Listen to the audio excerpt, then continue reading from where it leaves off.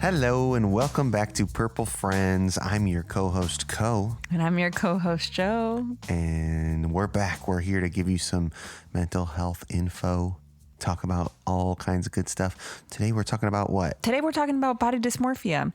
So lots of info coming your way, guys.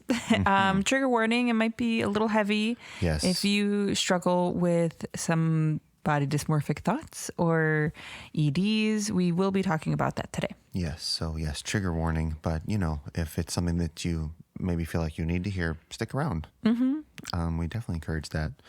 But before we get to that, you know what we like to do. You know, here. it's that time of day, y'all, where we explore our little gratefuls.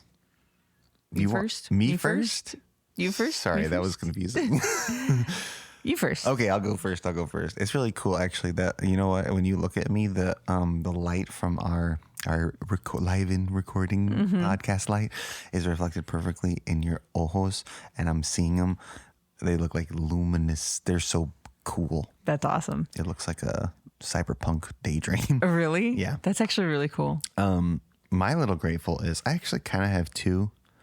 I have one little one and one that's a little bigger, but I keep getting in the mail return address labels. I keep getting them. I don't know why. You're not getting any. I keep getting a lot. You've gotten more? I just got some yesterday. I've gotten at least one sheet a week from What? different organizations for the last probably 6 or 7 weeks. Oh my gosh. Yeah, I can't even remember. Some of them are buck wild. Most of them are like flowers, animals. Other ones are like resist, fight back. And I'm like, wait, what was this organization? I mean, and some of them come with like sticker sheets. I know that you gave me a sticker sheet that came with one that was like Arbor Day and like plant trees. And That was awesome. Yeah, so you gave me like a sticker sheet Yeah, that came with it. Some of these freebies come with free stickers. I love that. I mean, what is a stamp if not a free sticker? I mean, unless you buy it. If you buy a stamp, it's certainly not a free sticker. Yeah, definitely not a free sticker. But I mean, In fact, it's the only sticker that's legal tender. Weird. Did you know you can pay for stuff with stamps like money? No. Yeah, that's weird, right? I mean, I know I used to sell stamps at the bank, so I know it's obviously like bank related. That wasn't even my big little grateful. You mean stamps isn't your little grateful? No, I'm sorry, because it wasn't even stamps. But my big little grateful, still little grateful, is that we got to buy a bunch of outside stuff, and that was so much fun. Buying a bale of straw and a bunch of logs for firewood feels so cool. That it's so nice out, and we're gonna get by with the outside stuff, all that stuff that is so tactile and smells so good, and you know what I mean. I've been missing that since it's been cold out. We've been spending a lot of time outside, even though it's still a little chilly, and we replaced the sand in our daughter's sandbox, and it's just so luscious and nice. Yeah, And it's yeah, nice. I agree. It's been nice just being outside. I'm back to reading outside, which is a tiny grateful I have, but not my main grateful. Yeah, because I was your little grateful last episode. I'm such a grateful repeater. My little grateful is that I am beyond grateful for my mom. Oh, because this is going to come out the day after Mother's Day. Yeah. Hey, let me jump out. Me too. My mom too. Love you, Mom. But no, I'm very grateful for my mom. I don't think I've ever said that specifically. I'm grateful for this particular woman. Yeah, I'm grateful for Norma. Yeah, she takes care of our daughter. She's incredible. She will take the shirt off her back and give it to you. Sometimes if Jocelyn just looks at it covetously, she'll give her a jacket or a sweater. Or Yeah, something. she'll be like, "You want it?" And I'll be like, no, she has enough stuff and it won't matter. I'll still come home with like, my mom gave me this. But it's helpful to both of them because you get new stuff and also your mom gets rid of stuff. Yes. Yeah. And then eventually I return the favor. But yeah, she's great. She teaches me a lot of my knick-knacky, crafty things, and I teach her a bunch of the same. So she's great, and I'm excited to celebrate her tomorrow. Because today is the day before Mother's Day. Yeah. We're recording this on Saturday. I'm really excited to celebrate your mom, too. I'm not going to see my own mom on Mother's Day, but I am going to see your mom on Mother's Day. Yeah, and we will see your mom next week. So Yeah, and your mom is like a mom to me, and I really love your mom. So I'm really She happy listens to our podcast. Both our moms do. Yeah. They're our number one fans. Yeah. So thanks, moms. Thanks, moms. All right. Let's get into it. Shall Body we? dysmorphia. Let's talk about it. Shall I define it for us? Please. So in psychology, body dysmorphia disorder, or BDD for short, is characterized by an obsessive focus on a perceived flaw in appearance that is either non-existent or barely noticeable to others. So some things I want to point out about what I just said: obsessive focus, perceived flaw, and either non-existent or barely noticeable by others. Those are all really important factors of this disorder.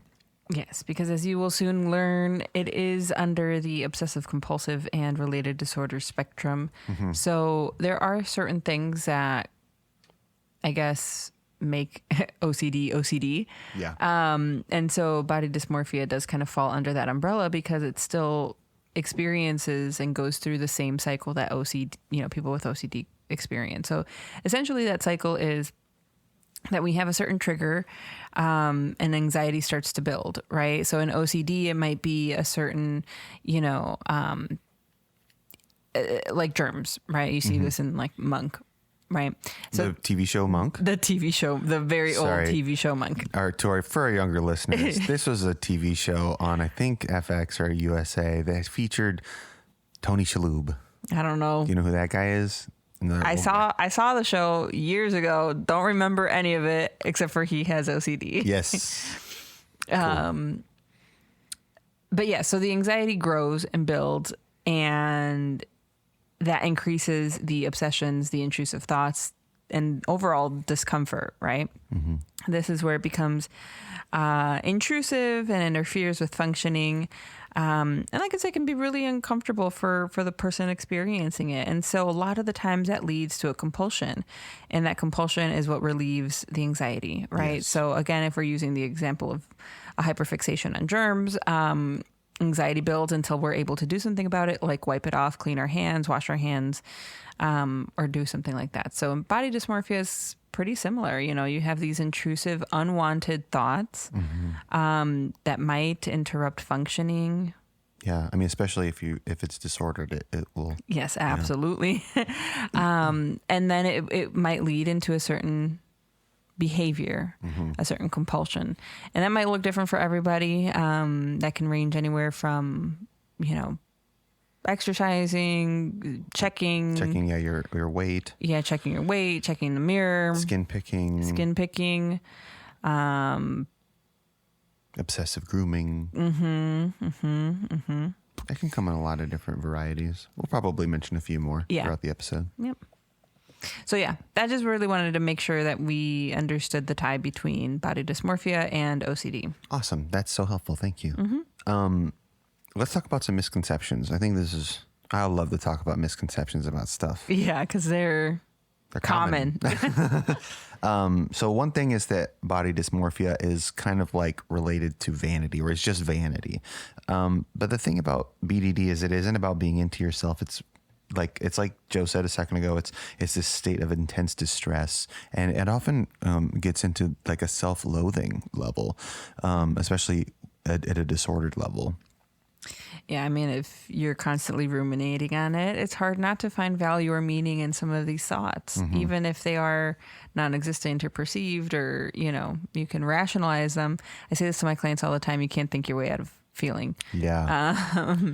Yes. Oh my gosh. Yeah. For anyone who needs to hear this, intellectualizing something is a defense mechanism. It's a way to avoid what you really need to confront.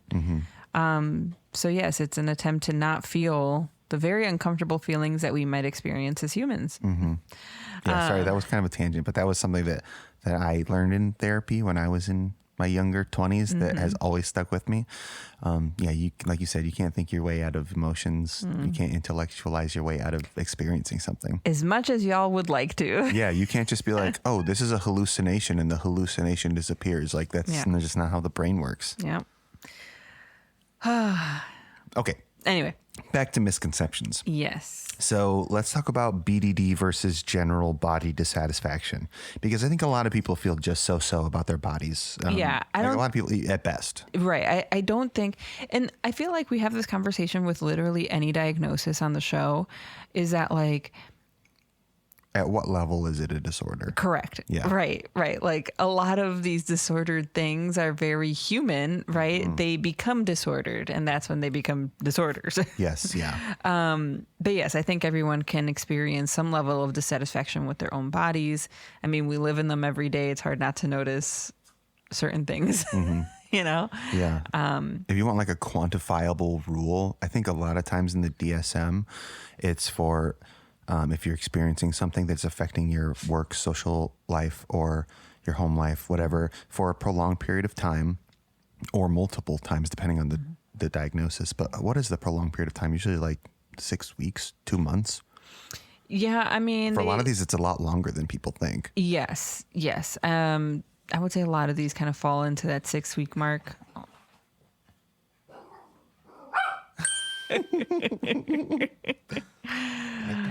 That's my new little grateful. Corey just dipped his fingers in his coffee and let the dog lick his finger. To be fair, it was such a sweet and thoughtful treat to our dog who loves coffee.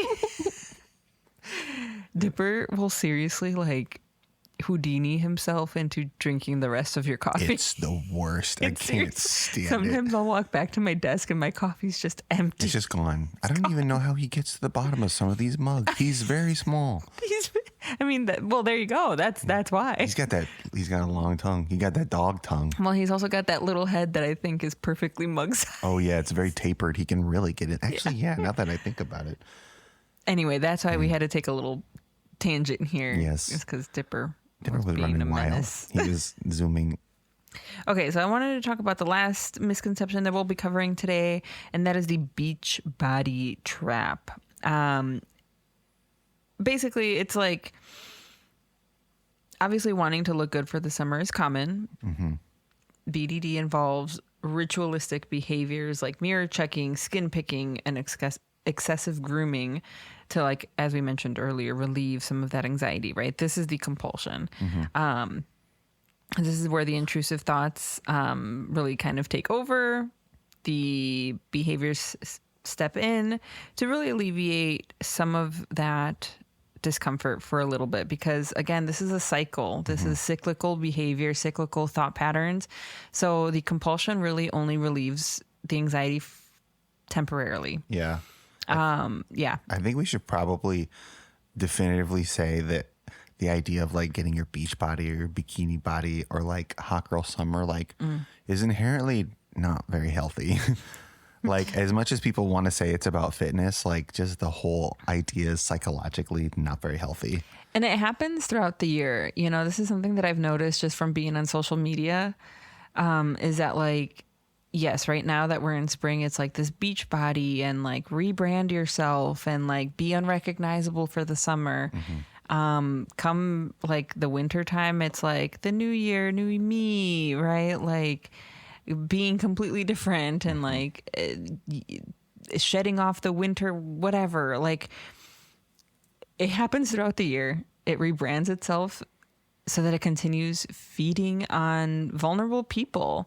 Because again, like we've mentioned, this is a very common human experience to feel these types of things. So they can just be extra triggering for people who who are struggling with body dysmorphia. Yeah. Especially on those times of year when it's particularly rampant, you know, like if you've been on social media at all recently, it is all about like clothes for the summer, you know, how to get your body ready or, you know, I don't know, your hair, your skincare, your nail, literally everything. I mean, like, and okay. I know we're going to talk about this Yeah, just go ahead. in a little bit when we talk about intersectionality, but Okay. maybe I'm going to talk about this just because I'm a woman, and I think uniquely women experience this issue maybe a little bit more pointedly. Like, I really do feel like so many industries are particularly targeted towards women, you know, and exploiting women's flaws or not flaws, women's Perceived flaws. Perceived flaws. Thank you. And like women's insecurities and the way women have been socialized. It's all part like makeup, right? Like is such a like women centric industry. Hair care, skin care, all of that. There's 5 million skincare products for women, but like men have like a 3-in-1 bottle. Like it racks up. Like literally, when was it?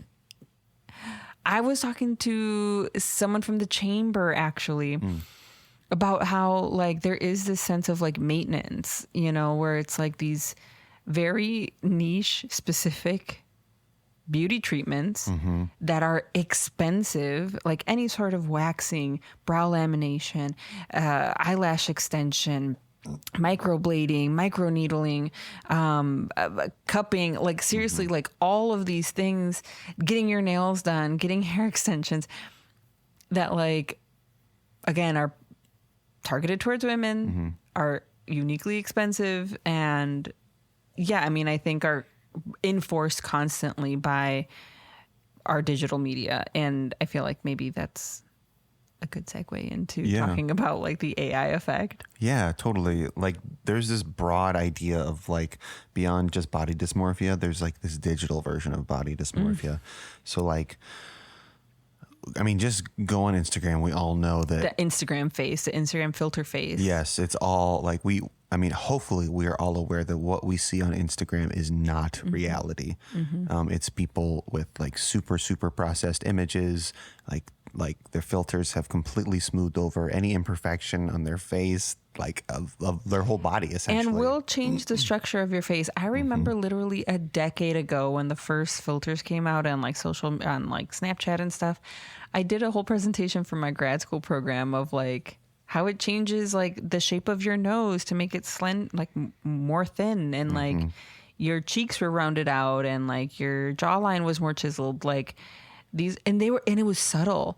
Like I remember feeling a little crazy at first because I'm like, is my face changing? Like what is happening that is making me look and feel so much better with this filter? Because like you couldn't really put your finger on what was changing, and it wasn't until like you moved back and forth really quick that you can start to see like the shift, you know. But yeah, no, like you'll see and hear of stories of people taking photos of themselves with this filter to plastic surgeons, or like pictures of them AI-ified and taking it to doctors to try to recreate that look. You know what's so interesting? I know this is not related to body dysmorphia, but my boss at the garden center, he receives AI images. Like people take pictures of their garden and they use AI to add plants to it, and they send the pictures to him and say, please make this happen for me, without any regard for like if those plants work in that sunlight and that soil in this zone of like the state or the country or whatever. That's so interesting. Yes, like it happens like in a lot of industries now, I think. Let us know if that happens in your industry, because that is such an interesting development. How does AI uniquely impact or like infiltrate your line of work in a way that you're like, this is no room for this? Especially AI generated images. Like if you're receiving those from people asking you to like, can you make this real? I want to know about that. Interesting. Yes, please let us know. Yeah. But yes, I mean, that is a very common digital, I think, digitally specific, this, you know, related thing. Yeah, it's like a weird uncanny valley. I mean, and I think similarly, like Looksmaxxing or like bone smashing, which I don't know too much about bone smashing, but that sounds kind of crazy. I mean, I have heard of it. Like clavicular, that guy. I don't know that guy. Well, I'm not going to say his name again or anything about him, because I don't really know that much about him other than he's a dopey guy who kind cares a lot about vanity and misogyny. And I do and feel a lot of like other garbage. Looksmaxxing specifically is geared towards men. But I think know? that he like fractured his jaw to like make it heal in a certain way to give him a quote unquote more chiseled jawline or some stupid stuff like that. I mean, I guess it's not that different from like surgical procedures, but at least. I mean, it's a little different from surgical procedures. But I mean, like that's what they're essentially doing is like grinding off your bones. Let me clarify. A doctor's not doing that. Doctor's not smashing his face. No, I know, but the doctors are like doing something like, have you ever seen a doctor do a rhinoplasty? Oh yeah. I mean, I know there's bone breakage involved. That's what I'm talking about is like, it's not that like, I guess if you're brave enough and dumb enough to want to do it yourself, like have at it. It's your face, but. Oh, it's just so, the manosphere is so. Yes. I can't even pretend. I can't even go in there just to like see what's up for a second. It's like there's so that documentary disgusting. on Netflix that's about the manosphere. Yeah, I can't even watch it, even though it's one of my favorite guys who made it. Yeah, I really like who is Louis that? Theroux. There you go. Mm-hmm. Yeah, and yeah, I feel like we couldn't even watch the trailer without like wanting to throw something at the TV. yeah, for real. But anyway, yeah, these are things that I think are uniquely geared towards young men. Yeah, where it is kind of like, yeah, kind of a lot of wild behaviors, right? Mm-hmm. Of like tracking your jawline and eyelid pulling and yeah. Yeah, the Andrew Tates of the world. Yes. But on the other side, I mean, you get the same thing for women, right? Yeah. You get this other kind of extreme with, you know, heroin chic of like this thinness is back and it's the Ozempic era and Hollywood Didn't it feel thinness. like we were making like a lot of progress on that for a hot second, and then it was like It was a literal hot second. Yeah, and a lot of it was kind of like performative. Fakey, yeah. But like at least they were cared enough to be performative about it. Yeah, which was better than this. It was nice, even if we were pretending. I had the same thought about Pride Month, like over the last few years of like, wow, I didn't realize how good we had these half-assed corporate attempts at allyship were so much better than what we have now. Yeah, which is just kind of outright hostility. Yes. I mean, and like, I don't know. It did feel like progress, even if I know a lot of it was very performative. Yeah. But yeah, same is true for like body positivity. And obviously, like there are, you know, we've talked about some of our opinions with body positivity and how that can be its own issue in and of itself. Yeah. We like to recommend body neutrality as an alternative to body positivity. We can talk more about that later, but yes, absolutely. Body neutrality. Shall we talk about intersectionality? You kind of talked a little bit about gender identity a little bit.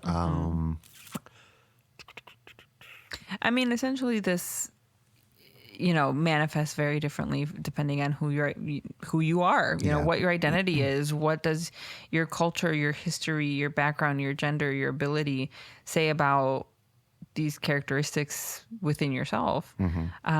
Like hair texture, nose shape, skin tone, like these are all things that, like, for example, might be very racially specific and mean different things for different people, and they go in and out. Like natural things for different cultures go in and out of style for the majority culture in America.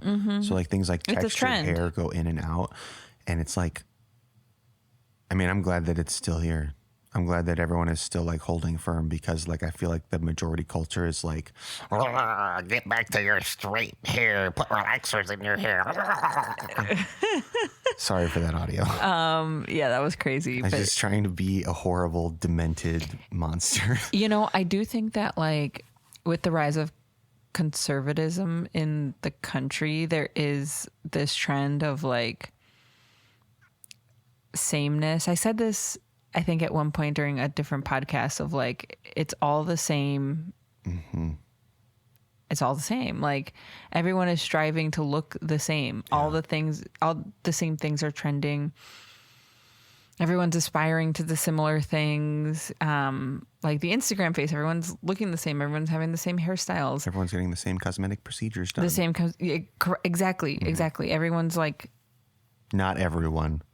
Of course, not everyone. Take a breath. Not everyone. This is this is kind of like generalizing, but like the majority population again, like does kind of veer towards the sameness. Yeah, we're really commenting on like social media right now, also, and like the news and media in general.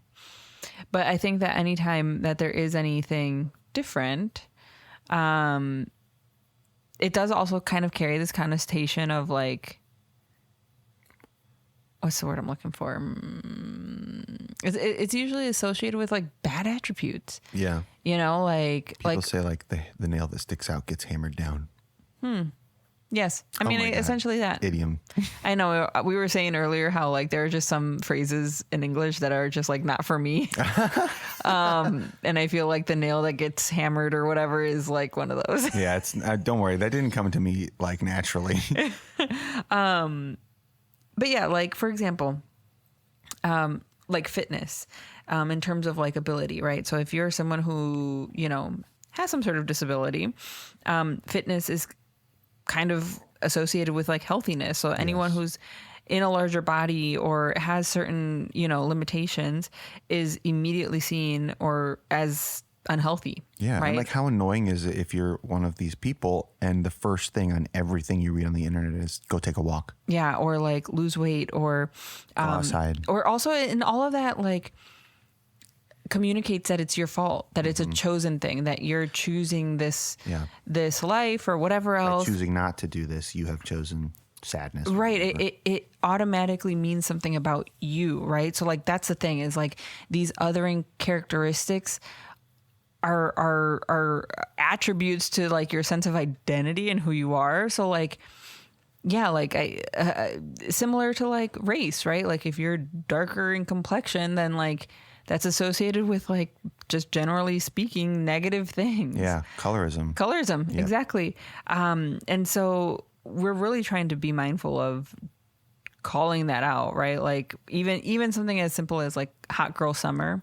Not everyone is going to benefit from that. Not everyone is going to understand that or resonate with that. Quite exclusionary, Yes. honestly, at its core.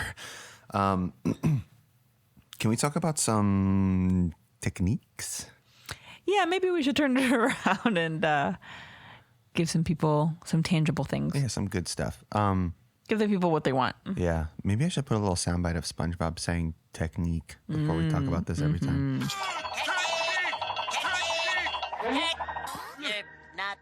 How long do you think we can get away with that before anyone gets angry at us? Probably forever. Yeah, no one listens to us. Yeah, so except for like there's like 30 of you. Thank you so much for being here. Yeah, None of you work for Nickelodeon, right?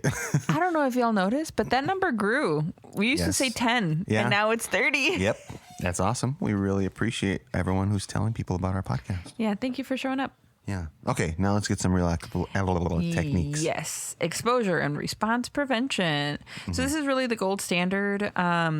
This might look like mirror delay, for example, in the In this context. Yeah, where you're consciously avoiding checking your reflection for a set period, right? So essentially what you're trying to do is you're trying to break that cycle that we talked about earlier. So when the anxiety increases and the discomfort increases, that's when we really want to do, that's when the compulsion really wants to come in and we get triggered and we want to do that to alleviate the anxiety. Yeah. All emotions follow a similar pattern. They climb, they peak, and then they start to fall again. If compulsions usually happen before the peak, right? They're trying to avoid the peak. Yep. Yeah, that's right.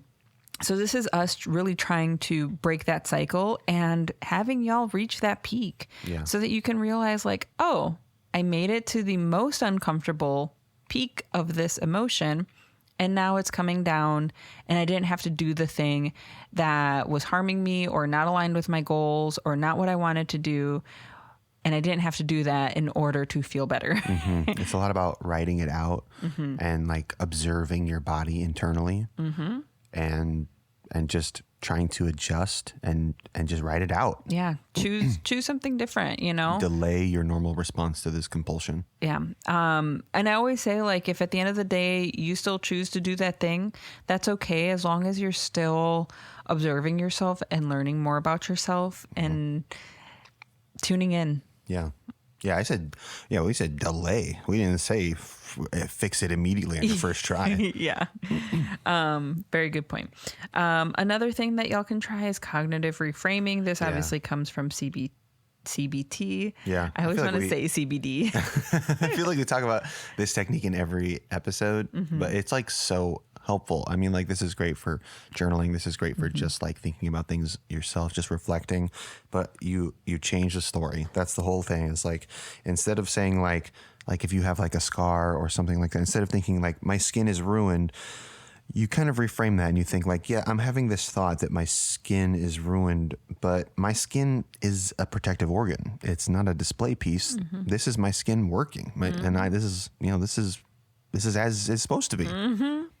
I think that's something I've had this question from clients before where it's like, well, do I just talk to myself or do I just like, what does that look like in the moment? And I think it is just kind of like challenging those thoughts. It might look like talking to yourself. It might be that internal voice. I do think it's important for y'all to have an internal voice and be familiar with what that is and what it sounds like and what it feels like. So that you can challenge it if you ever feel it's not aligned with, again, what your goals are or the healthy habits that you're trying to build. Yeah. Yeah. So ultimately the answer is maybe. If you want to talk to yourself, that's totally fine. Yeah, it can look like that. A lot of people talk to themselves. It doesn't mean that you're there's anything wrong with you. Yeah. And talking to yourself, when I say that, like it could be physically out loud, like where you're actually speaking words into the air. It could also just be like an internal monologue, an internal thought, right? An internal conversation.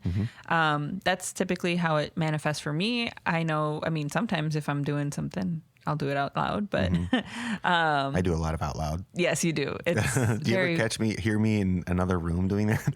Yes. But it's fun. It's great. It's great. Yeah, honestly, for me, it's like a little window into what you're thinking. Really? Is it always like, it's so out of context. It must be. You must hear just like the tail end of what I'm thinking all the time. Yeah, probably. But still, Amari does that. Oh, really? Oh, yeah. Oh my gosh, she does. Yes. Oh, I love that though. She totally externalizes stuff. That's what I'm saying. It's like a window into what you're thinking. That's true. Oh, that's so nice when you put it that way. Of course, another real technique is sensory grounding, which we've talked about before. The 5, 4, 3, 2, 1 method, where you kind of bring in your sensory things to ground yourself. Yeah. So it's like, was it 5 things you can feel? 5 things you can see, 4 things you can hear or feel. Yeah, 3 things you can hear, 2 things you can smell, 1 thing you can taste. Usually your tongue. The last your saliva. Yeah. But yeah, that's like what you do. You mean just systematically go through that. It helps if you're not being distracted by something else. And usually at the end of that, your senses have kind of reset. I'm sure we've talked about that one before, probably a ton of times. Yes, we have. I did also want to mention body neutrality here because I do think that that's a very real applicable technique. That does kind of involve finding value in other things like function. Yeah. So my arms have, I might not like my arms or, I feel some type of way about my arms, but my arms hug the people I love. Yeah. Or, maybe we feel some type of way about our midsection.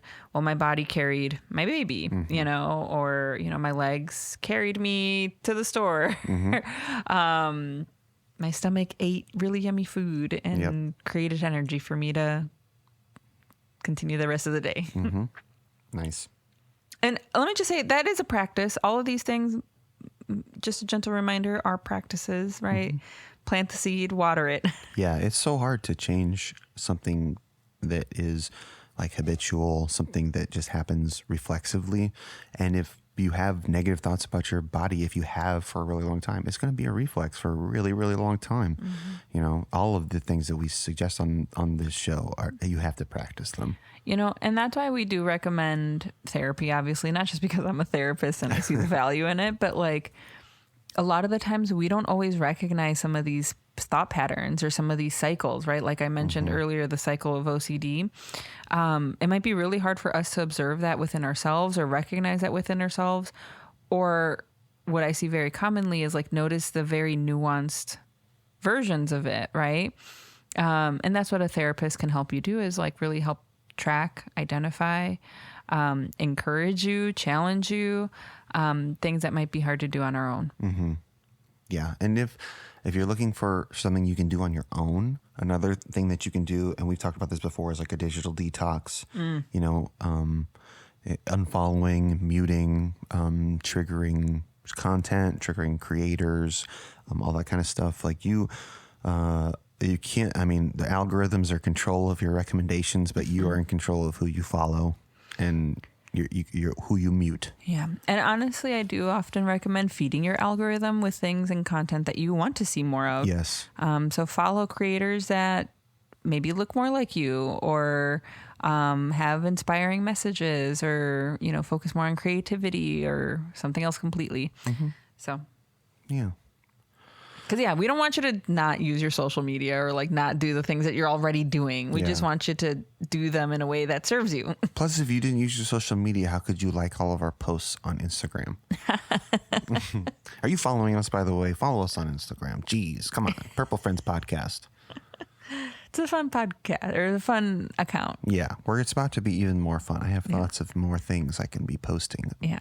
Corey runs that account. I do. run the Vibe Therapy account. Yes. It's fun. You should follow both of them. You should follow both of them. Vibe Therapy Services and Purple Friends Podcast. And by the way, as long as we're talking about it, if you want to be a part of this show by sending in a little grateful or asking a question or anything like that, please. Suggesting a topic. Yeah. Go to purplefriends.org. There's tons of fun stuff there. Highlights, the suggestion box, the fill out form, all that good stuff. You can send us an email. Like, all of it's there. It's like so fun, and I worked really hard on it. Well, I didn't work really hard on it. It's just like a little Squarespace page, not a sponsor. But anyway. But you did work hard. We did put a lot of thought and effort into these things. Yes, absolutely. And we want y'all to use them. Please do. Also on our website, if you don't know, are some free pre-screeners where you can take things that will tell you that, hey, might be time to talk to a therapist about anxiety or depression, anything like that. So there's those. There's a workbook that's free. There's, of course, this podcast that's free. We got lots of cool free stuff on the website, including free 15-minute conversations with Jocelyn. Yes. So about therapy. Yes. So if you are considering therapy, or you have questions, or just want to know whether or not we accept your insurance, you can book one of those 15-minute consultations where you will meet with me directly, and we can talk about all that and hopefully connect you with a therapist. And if you have like a simple question like, do you take this insurance? You can just you can also see that on our website. It's got lots of cool information on it. Yeah. We've worked very hard, like Corey said. Please look at our digital assets. We love you so much. We love you so much. Happy Mother's Day to all the mothers out there. Yeah. And to all the people who are mother adjacent. Yeah. Oh my gosh. Yeah. Anyone who's a mother to anybody in any way, we love you. Thank you so much for joining us here on Purple Friends. Once again, I'm your co-host, Co. And I'm your co-host, Joe. And this has been Purple Friends. We love you. We love you. Goodbye. Bye.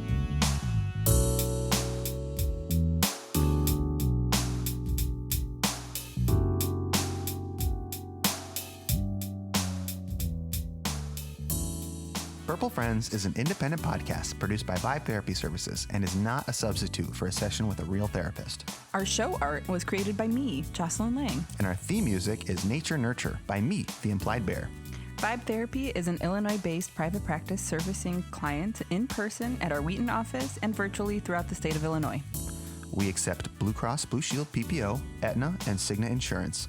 We also offer cash pay rates, financial assistance, and free 15-minute initial consultations where you can get a feel for our practice. Think of it as a vibe check. Therapy doesn't have to feel clinical. Visit vibetherapyservices.com today to see if we vibe. Thanks for listening.